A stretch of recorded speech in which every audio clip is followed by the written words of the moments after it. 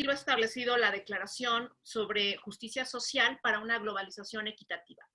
Pero esta seguridad y salud en el trabajo también es un elemento componente del trabajo decente que ha enarbolado la OIT y que ha llegado a nuestros países latinoamericanos. A México llega en 2012, muy tardía, porque el trabajo decente desde 1980 se hablaba en la Organización Internacional del Trabajo, la OIT.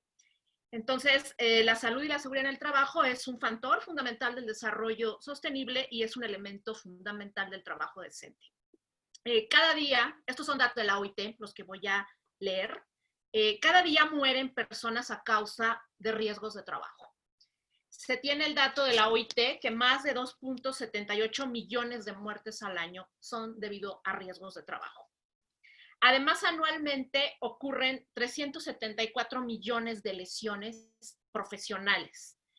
Y esto da como resultado estas lesiones la imposibilidad del trabajador o del asegurado en materia de seguridad social de asistir a trabajar, lo que provoca 4 días de ausentismo laboral, que repercute en el desarrollo de todos los países a nivel internacional. Se estima que el coste de la adversidad diaria es enorme y la carga económica de las malas prácticas de seguridad y salud en el trabajo se estima en 4% del Producto Interno Bruto global. Esto aproximadamente, para que se den una idea, es 2.8 billones de dólares de los Estados Unidos de América. Entonces, estos son los datos de la OIT. Como los riesgos de trabajo, entonces, esto implica que ocupan un lugar importante dentro de las causas de deceso y dentro de las causas de lesiones. Voy a empezar mi intervención diciendo que es un riesgo de trabajo. Los riesgos de trabajo los tenemos que pueden ser accidentes o enfermedades de trabajo, como está en la diapositiva, que espero que se esté proyectando. Si hay algún problema, me dicen.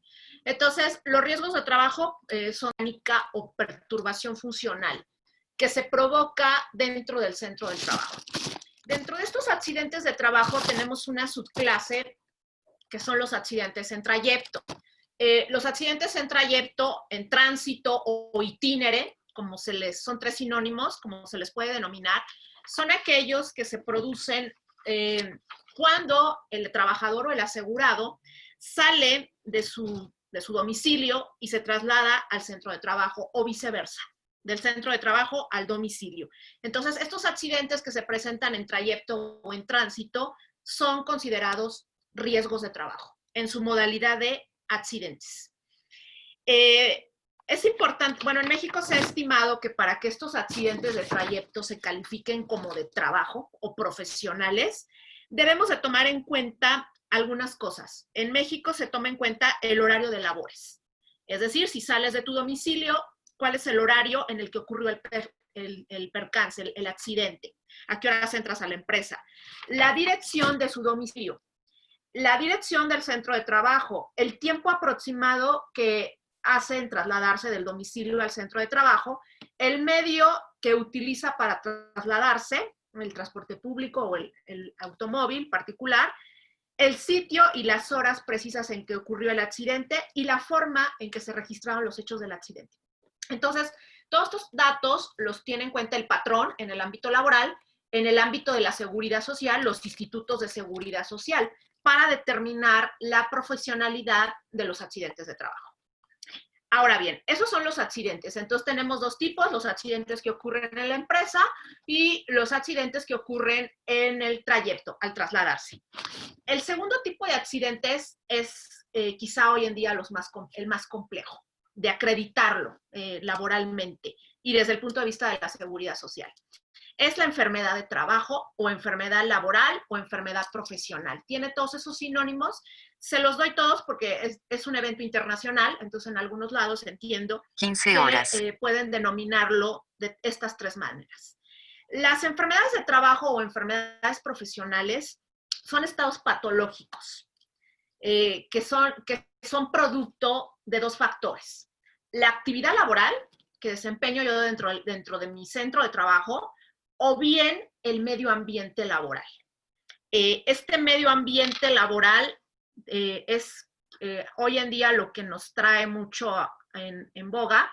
El medio ambiente laboral se compone por diversos factores, o sea, no solo es uno. El medio ambiente laboral puede contener factores mecánicos, como aparece en la fílmica. Estos factores mecánicos pueden ser elementos móviles, cortantes, punzocortantes, máquinas, herramientas, transporte de carga. El segundo elemento que está presente en el medio ambiente son el ambiente físico, los ruidos, vibraciones, presión atmosférica, radiaciones ionizantes y no ionizantes. Otros factores que están presentes en lo que tenemos como medio ambiente que desencadena estas enfermedades de trabajo son factores químicos, contaminantes, líquidos, gases presentes en el aire.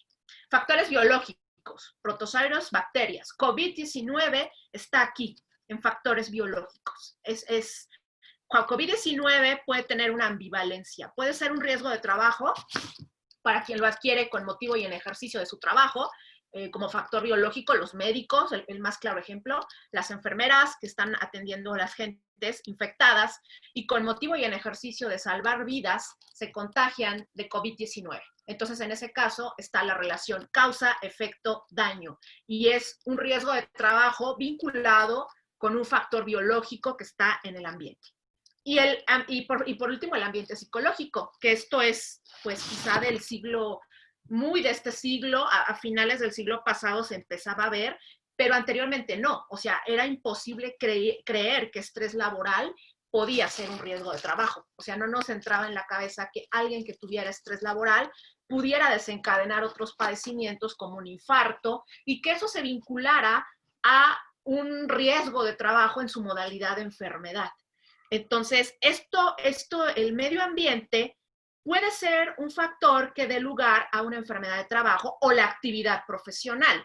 En el caso de la actividad profesional, bueno, hoy en día las capturistas que están constantemente mecanografiando la información son propensas a tener como enfermedad de trabajo el túnel del carpo, debido a esa actividad laboral que están desempeñando.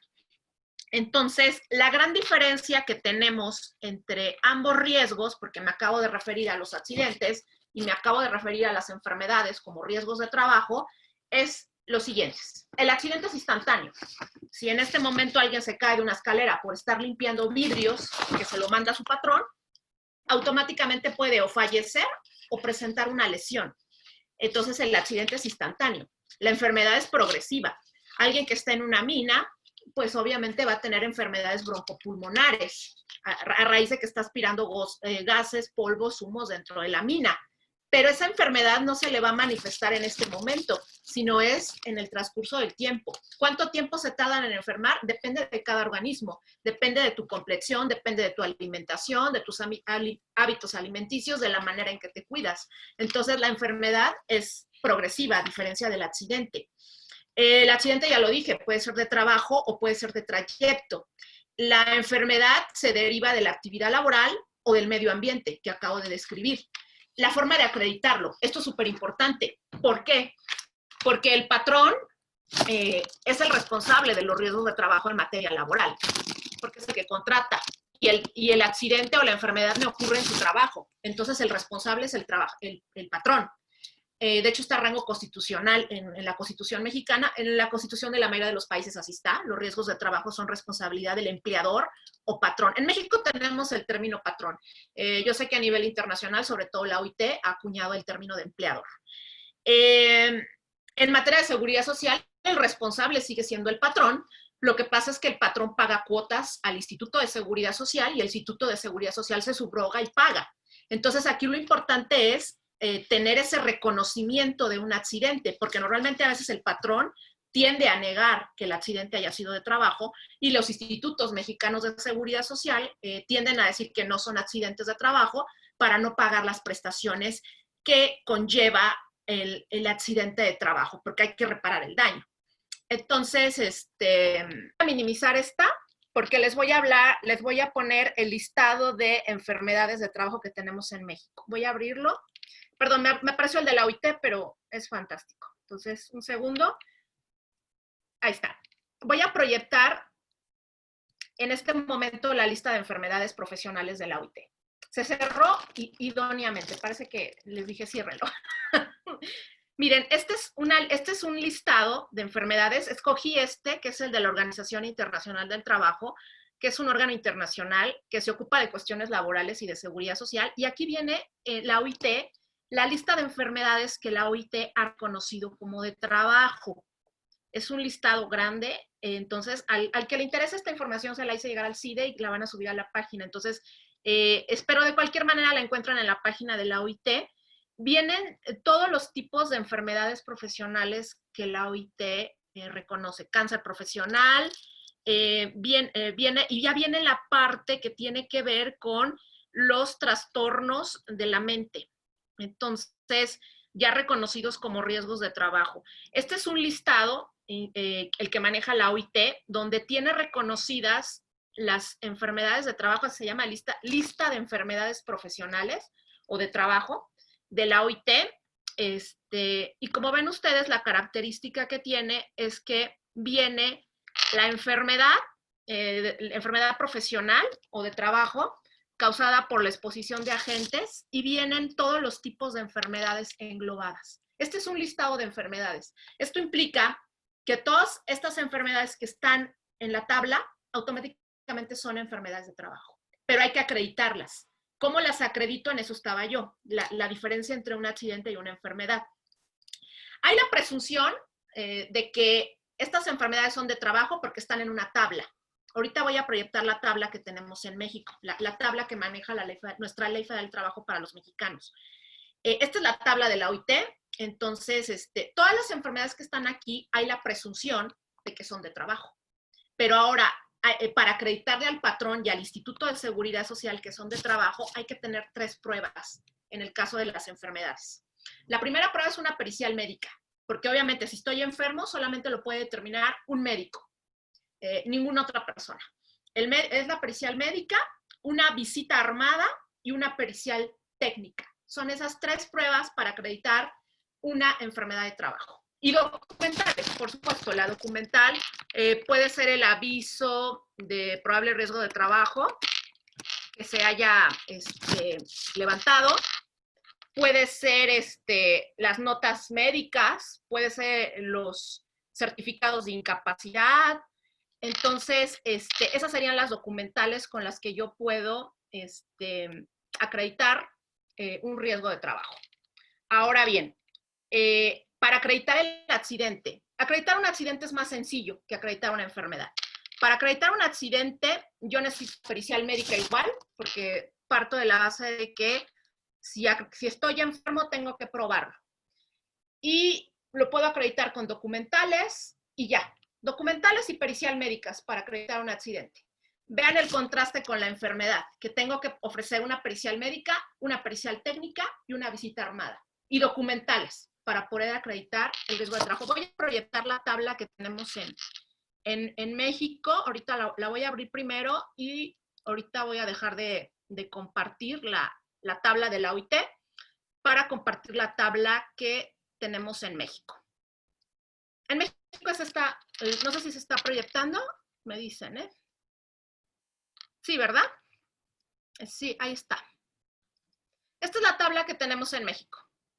Tabla de enfermedades de trabajo. Es el artículo 513 y así empieza. Empieza neumoconiosis y enfermedades broncopulmonares producidas por la aspiración de polvos de humo animal y vegetal.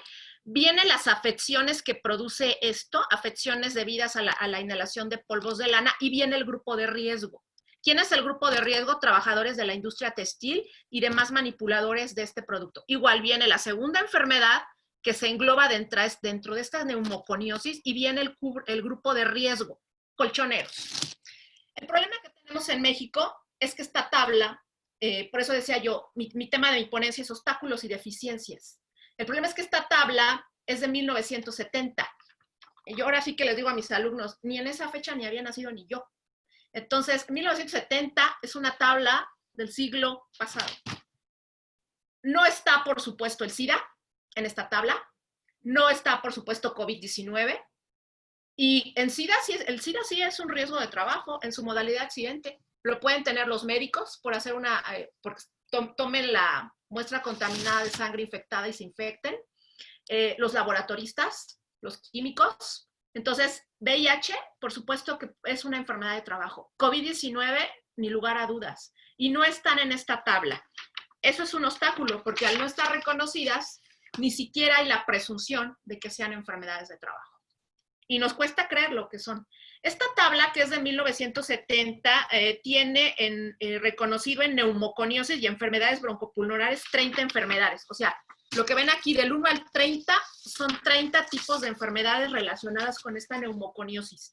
Luego vienen enfermedades de las vías respiratorias, que esas trae 17 padecimientos, dermatosis 18 padecimientos, oftalmologías respiratorias 16 padecimientos, intoxicaciones 36 padecimientos, infecciones parasitocitis, micositis y virositis 21 enfermedades, enfermedades producidas por el contacto con productos biológicos vienen 2, ahí debería estar COVID, y no está, obviamente, porque es de 1970 la tabla. Enfermedades producidas por factores mecánicos y variaciones de los elementos naturales del medio de trabajo, son 10 padecimientos en este rubro. Cáncer solo viene 1, cuando en el mundo tenemos muchísimos tipos de cáncer profesional que pueden ser considerados como riesgos de trabajo. Enfermedades producidas por las radiaciones, y vienen 4 padecimientos. Enfermedades endógenas vienen 6 padecimientos. Entonces tenemos una tabla de enfermedades que está desactualizada en México. De hecho, la tabla de la OIT que proyecté, pues también es una tabla que la realidad la ha superado. COVID-19 la ha hecho desactualizada, dado que no está COVID-19 en el catálogo de enfermedades de la OIT. Entonces, eso es en cuanto a las tablas de enfermedades. Ahora, algo bien importante. Voy a dejar de proyectar ahorita esto. Me voy a referir a la evaluación. O sea, pasa un riesgo de trabajo, ya sé que estoy enfermo, tengo un daño en el organismo, y ese daño que me produjo el riesgo de trabajo, por supuesto que me lo tiene que reparar el patrón en el ámbito laboral, o me lo tiene que reparar pues el Instituto de Seguridad Social, dado que se subroga en los derechos del patrón. Entonces, voy a dejar de proyectar la tabla, voy a proyectar un baremo. Ahorita me voy a referir a ello. Aquí está. Entonces, los riesgos de trabajo hay que evaluarlos. ¿Cuánto me vas a pagar por el daño que yo tengo? La evaluación de los daños que tienen que ver con salud en el trabajo, concretamente los riesgos de trabajo, se valoran, se evalúan.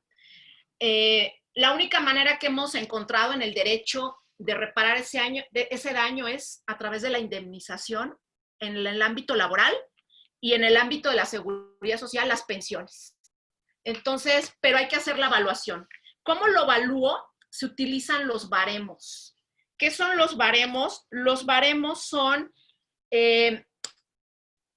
partimos de la base de que el organismo vale 100%. Si tengo alguna pérdida de un órgano, el baremo, este es un baremo español que les estoy proyectando. Este baremo español vienen ya los porcentajes y lo están viendo. Viene cuánto vale cada parte del cuerpo, como lo están viendo aquí. O sea, tengo la pérdida o la disminución y al lado tengo lo que vale cada órgano. Cada baremo es diferente. Ecuador tiene sus baremos. Los europeos tienen los baremos hasta ahorita más actualizados porque ya manejan daños estéticos. En México no manejamos daños estéticos. Y los daños estéticos, por supuesto que son cuantificables. Una modelo que se cae cuando está trabajando y se hace una cicatriz enorme en la cara, eso se lo tienen que pagar. Porque obviamente la modelo, partimos de la base de que tiene un prototipo de belleza que va a tener que seguir, ya no la van a contratar igual con esa cicatriz. Entonces, ese daño se le tiene que pues pagar. Este baremo lo escogí, es un baremo español. Al final ya viene los perjuicios estéticos. O sea, como ven ustedes, todo el organismo viene cuantificado. Pérdida de dedo, pérdida de mano, toda esta tabla que es enorme, es un baremo español. Viene cuánto vale cada órgano, y al final de esta tabla ya maneja, aquí lo tenemos, los daños estéticos. Y viene que si es leve, que si es grave, y le da un valor. Ahora, en México tenemos un baremo igual. México maneja un baremo pero en México no tenemos los reconocidos los daños estéticos, que por eso quise proyectar este baremo para que vean que aparte de que valora la funcionalidad del organismo, si pierde un dedo, si pierde una mano, si pierde un ojo, si pierde un oído, y está perfectamente cuantificado cuánto vale cada órgano, aparte aquí ya viene la estética. O sea que si es muy grande mi lesión, el porcentaje que me van a dar. Estos porcentajes se suman. Vamos a poner un ejemplo. En México, perder el dedo anular vale 12%. Ahorita voy a proyectar la tabla que tenemos en México, la tabla de evaluación, que es un baremo. Muy similar a este, viene órgano, y en México manejamos máximos y mínimos. Lo mínimo que te puede dar un perito médico y lo máximo que te puede dar un perito médico. Voy a abrir esa tabla para proyectarles el baremo que tenemos en México. Perdón, les dije que los iba a traer entre diapositivas y proyecciones, porque esto no lo pude poner definitivamente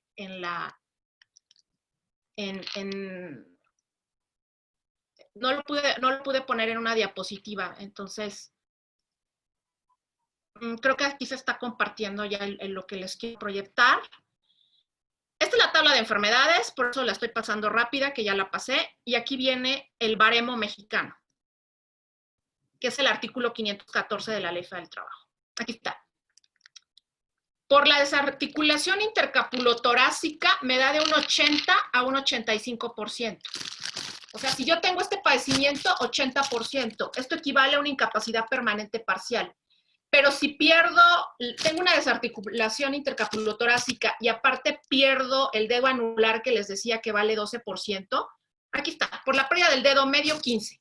Sumamos los porcentajes. Lo que hace el perito médico es quien da los porcentajes, suma 15 más 85, 5 más 5, 10, 100, es una incapacidad permanente total. Entonces, dependiendo la suma de los padecimientos, si me da el 100%, hablamos de una incapacidad permanente parcial. Si me da del 1 al 99%, tengo una incapacidad permanente parcial. La total es el 100, la parcial va del 1 al 99%.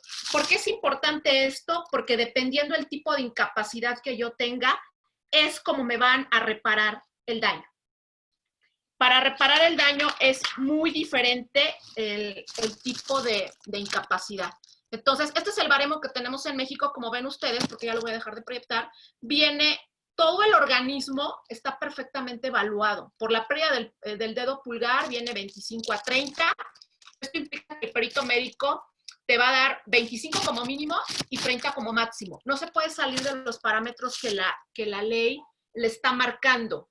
Esto es lo mínimo que te puede dar. Vean, todo viene perfectamente evaluado, viene por sistemas, pérdida de la movilidad articular, y todo viene los porcentajes. Entonces, pues esto es importante para saber cómo se va a cuantificar el daño. Entonces, este es el baremo italiano, igual, nada más que aquí igual maneja mínimos en algunos y en otros no maneja máximos. Entonces, esa es la manera en que yo evalúo los riesgos de trabajo, porque depende de la evaluación que tenga, será el tipo de incapacidad que presente y será el tipo de indemnización que me van a pagar. Entonces, voy a regresar a la diapositiva para compartirla. Aquí está. Aquí tengo en México cómo se paga lo que mencionaba hace un momento.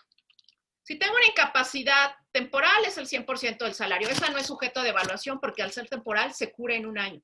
Pero aquí está lo que mencionaba. La incapacidad total, en materia laboral, te dan 1095 días de salario. Si yo tengo una incapacidad total que resulta de sumar los porcentajes y me da 100%, 1095. En materia de seguridad social, es una pensión más mi aguinaldo, más los incrementos a la pensión. Si tengo una incapacidad parcial, me van a pagar en materia laboral una indemnización equivalente a la parte proporcional que tengo yo de incapacidad, tomando como base la incapacidad permanente total. Si estoy en materia de seguridad social, aquí la cosa se complica un poco, porque del 1% al 25%, que, insisto, resulta de la suma de los padecimientos profesionales, me van a dar una indemnización global. Que la OIT ha dicho que la indemnización global no es retributiva del daño. En las observaciones que le ha hecho a México, la OIT le ha dicho a México, tu indemnización global no repara para nada el daño. Del 26% al 49% me dan a escoger entre la pensión o la indemnización global. Si escojo la indemnización global es un pago único. Si escojo la pensión viene con los incrementos. Y por último, cuando tengo una evaluación del 100%, en materia, perdón, del 50 al 99%, me van a pagar la pensión vitalicia más incrementos más aguinaldo. Serían esas las prestaciones. Entonces, depende del daño que tenga, es cómo me lo van a pagar. ¿Qué problema tenemos? Igual, el baremo que se les acabo de enseñar, que está en la Ley del Trabajo, data de 1970. O sea, faltan muchos daños por cuantificar. Esto implica que el trabajador no tenga de manera fiel esa reparación del daño, porque no está reconocido en las tablas ni de enfermedades ni de evaluación. Hay en 2012 se reforma la Ley del Trabajo mexicana, porque nos damos cuenta que estas tablas son obsoletas, que no están valorando los daños que tiene el trabajador de manera fiel, porque la realidad nos ha superado en el derecho. El COVID nos sorprendió a todos este año y nos superó. Entonces, la realidad nos ha superado y no estamos reparando adecuadamente el daño. Entonces, en 2012 se reforma la ley laboral y se determina que las tablas de evaluación de enfermedades se tienen que expedir en 6 meses. Pero estamos hablando de 6 meses de cuando sale la reforma publicada, que es 30 de noviembre de 2012. Se publica en el Diario Oficial de México y entra en vigor al día siguiente. O sea, el 1 de diciembre de 2012 entra en vigor y se le da al Congreso de la Unión, a la Cámara de Diputados y a la Cámara de Senadores en México, se le dan 6 meses para sacar las tablas. Al día de hoy, no, el Congreso no ha legislado en ambas tablas. Hay una omisión legislativa.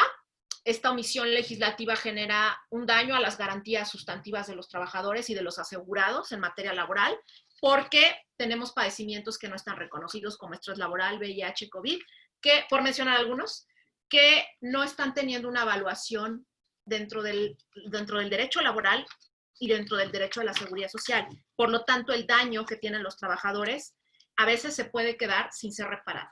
Y esto implica una violación a un derecho humano como es el derecho laboral y a otro derecho humano como es el derecho de la seguridad social. Entonces, estamos hablando de derechos humanos en ambos casos. ¿Qué tendría que legislar el Congreso en México? La tabla de enfermedades tiene que contener estos mínimos datos. Los datos de identificación de la enfermedad. ¿Cómo se llama? El código. Los agentes físicos, químicos, biológicos, las actividades económicas, los principales síntomas, las características de la exposición laboral, los criterios para establecer la relación de la enfermedad, o sea, la relación la causa del trabajo, efecto, qué efecto tengo y el daño que presento. Estos son, de acuerdo al artículo 73 del Reglamento de Salud en el Trabajo de México, son los puntos, los incisos que debe de tener la tabla de enfermedades que les proyecté. El artículo 514 tiene también que tener ciertos parámetros. Es decir, que tiene que tener el baremo, tiene que tener la parte o aparato o sistemas del cuerpo afectado, tiene que tener la secuela del accidente de enfermedad de trabajo y el porcentaje de la incapacidad.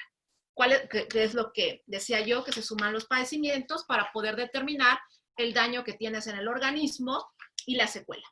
Otro grave problema que tenemos, aparte de la desactualización del baremo con el que me vas a reparar el daño y del listado de las enfermedades, es que no tenemos un procedimiento en México para calificar los riesgos de trabajo. Los procedimientos que se siguen a veces en el IMSS son administrativos, pero en la ley no. En la ley no tenemos un procedimiento que nos diga, paso 1, hay que registrar el accidente, paso 2, hay que notificar al patrón. No tenemos ese procedimiento. Este procedimiento es necesario que exista para que se determine cuáles van a ser los requisitos que debe de contener el dictamen de los médicos. O sea, vas a rendir un dictamen donde vas a decir si el riesgo de trabajo es profesional o no. Ese procedimiento debiera regular esos requisitos que debe de llenar el perito de salud en el trabajo. Porque para poder dictaminar este tipo de cuestiones, yo soy de la idea que tiene que ser un perito en salud en el trabajo. Alguien que conozca estas leyes, los baremos, y que aplique los baremos al daño que tiene el trabajador. Entonces es necesario tener una especialidad en salud en el trabajo para que el perito pueda valorar el daño que tiene. En México sí se pide que sea un experto en salud en el trabajo, insisto, porque tienes que manejar la lista de enfermedades del 513, el baremo del 514, y tienes que ver las secuelas que tiene el trabajador para poder reparar este daño. Entonces, es necesario que esto esté pues, en manos de un experto. La reforma de las tablas es innegable. Desgraciadamente, en México no creo que estas tablas se reformen ni en este año ni en el que viene. Ahorita estamos más preocupados por el tema de la pandemia, por el tema de cómo contenerla. Entonces, en México, COVID-19, insisto, puede ser una enfermedad de trabajo, sí, ya debe de estar enlistada en la tabla del 513, desde luego, debe de tener una evaluación, si genera alguna secuela, si la genera, sí. A la fecha, lo que se está haciendo en México con COVID-19 como riesgo de trabajo, se otorga una incapacidad temporal, o sea, estaríamos hablando del primer rubro que aquí está en la tabla, incapacidad temporal, un subsidio del 100% del salario. Esta incapacidad se otorga por 14 días porque la Organización Mundial de la Salud es el término que se estima que el paciente que tenga un riesgo de trabajo de COVID-19 debe de sanar. Entonces se otorga una incapacidad y esa incapacidad se presenta en el centro de trabajo. La relación de trabajo estaría suspendida porque el trabajador no puede presentarse a trabajar por dos cuestiones. Porque está enfermo de COVID-19, tiene que atenderse, tiene que estar aislado y además es una enfermedad contagiosa que de asistir a la empresa genera pues, que se enfermen los demás compañeros. Entonces se está otorgando una incapacidad temporal por 14 días, porque se estima, de acuerdo a los estándares internacionales, que es el plazo en el que debe de sanarse. Y si a los 14 días está bien, se da de alta y no habría el pago de una pensión. Ahora, el problema es si COVID-19 genera muerte. Si genera muerte, obviamente la muerte no operan los baremos, porque los baremos se utilizan para evaluar incapacidades permanentes parciales y totales, como se los mostré. O sea, la total es el 100% del organismo que está dañado, malo para la función, bueno para la vida. O sea, vives, pero ya no puedes trabajar porque tienes una incapacidad permanente total. O las parciales, que son disminuciones del organismo, donde ya tienes de un 1 a un 99% del organismo disminuido. Entonces, dependiendo del parámetro en el que te ubiques.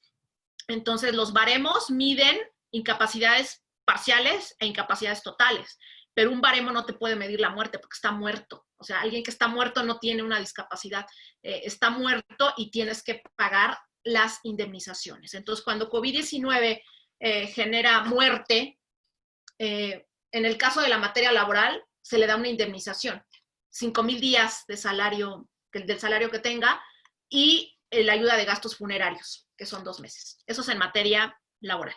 En materia de seguridad social, se le otorga una pensión de viudez a la viuda o concubina de llenar los requisitos, una pensión de orfandad para los hijos y las prestaciones en especie. La asistencia médica, quirúrgica, farmacéutica, hospitalaria, aparatos de prótesis, ortopedia y la rehabilitación, que también se dan en el terreno laboral, con la diferencia de que en la materia de seguridad social, las pensiones de viudez o orfandad por COVID-19 las está pagando la AFORE, y en el caso de la muerte, te los paga el patrón.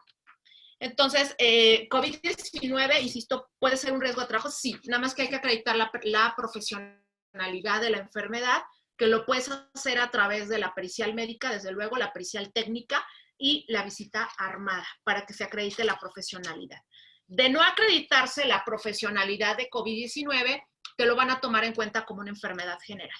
Una enfermedad general, una enfermedad profesional, una enfermedad general o una enfermedad no profesional es aquella que no tiene como causa el trabajo. Es decir, vamos a poner el ejemplo, voy al estadio de fútbol aquí de México de los Pumas, de la UNAM, y me caigo. Es día domingo, estoy en un partido de fútbol disfrutando el partido del mejor equipo del mundo, los Pumas, y me caigo. Entonces no estoy en el trabajo, eso, y me fracturo una pierna, pues eso es una enfermedad general. La enfermedad general, de calificarte COVID-19 como una enfermedad general, te van a pagar el 60% del salario y hasta el cuarto día. O sea, los 3 primeros días no los paga el Instituto de Seguridad Social. Entonces, vean el daño que genera, el daño económico que le genera al trabajador y al asegurado, el que los riesgos de trabajo no se reconozca su profesionalidad en la tabla de enfermedades y no se evalúe en un baremo para determinar cuánto me debe de pagar el patrón o cuánto me debe de pagar la Afore sobre el daño. Un problema que tenemos en México, y con esto voy a terminar mi intervención para que pasemos a las preguntas y respuestas, es que en México las Afores llegan, las administradoras de fondos para el retiro, llegan copiando el modelo chileno y llegan a México en 1997. Y tenemos un artículo que es anticonstitucional porque dice que si alguien fallece a consecuencia de un riesgo de trabajo, te van a pagar la pensión para tus beneficiarios con tu cuenta individual. Dices, Dios mío, o sea, de mis recursos de la cuenta individual, que es, voy a decirlo así, de mi propiedad, porque es lo que ahorré para retirarme, para jubilarme, para pensionarme, vas a sacar dinero para pagarme un riesgo que tengo en el trabajo. Así es, en México así es el artículo 64, perdón. El artículo 64 de la Ley del Seguro Social maneja que cuando alguien fallece a consecuencia de un accidente de trabajo o de una enfermedad de trabajo, los recursos de la cuenta individual se van a pagar las pensiones de los beneficiarios. 2 anticonstitucionales. El riesgo de trabajo y responsabilidad del patrón se debe de pagar con los recursos que el patrón paga al Seguro Social y el Seguro Social debe darle el dinero a la Afore para que con el dinero de las cuotas patronales destinadas al seguro de riesgos de trabajo se te pague el daño, no de tu cuenta individual. La cuenta individual pertenece a otro seguro, que es el seguro de cesantía en edad avanzada y vejez. O sea, es mi retiro. Cuando yo ya no pueda trabajar o ya no quiera trabajar, porque también es bien válido que después de haber trabajado tanto tiempo me quiera retirar laboralmente. La cuenta individual para eso se creó, para crear un ahorro forzoso que me dé lugar a una jubilación, pero no para que tomes los recursos de mi cuenta individual y los utilices para pagarme el daño que tuve laboralmente. O sea, en este momento, si alguien se muere de COVID-19 en México, toman los recursos de su cuenta individual y con eso le pagan a sus deudos. Por eso, insisto, es 2 anticonstitucionalidades y estamos desviando recursos. Los seguros son autofinanciables. Riesgo de trabajo se financia con las cuotas de los patrones que pagan, aportación patronal. La cesantía, la jubilación, es decir, la cuenta individual, es tripartito, patrón, trabajador, que aquí se llama asegurado, y el Estado. Y ese dinero es para que me retire, para que me tenga un retiro digno después de haber trabajado X número de años, no para pagar un daño sufrido con motivo y en ejercicio de mi trabajo. Con eso concluyo mi participación. Les agradezco mucho la atención prestada. Son temas que hoy en día están en boga, son temas complejos, demasiado técnicos. Para utilizar estos términos de baremo y todo, pues yo me he valido mucho de los médicos. Mi perfil es soy abogada, como lo leyeron en la hoja de vida, pero tienes que dialogar con los peritos porque obviamente el perito es quien determina los padecimientos y los abogados pues únicamente lo que hacemos es llevar pues los procedimientos tratando de demostrar que nuestros clientes están enfermos y que el daño les sea reparado y que sus derechos laborales y de seguridad social les sean restituidos. Con eso concluyo mi participación. No sé si haya alguna pregunta que tengan, estoy a sus órdenes. Gracias.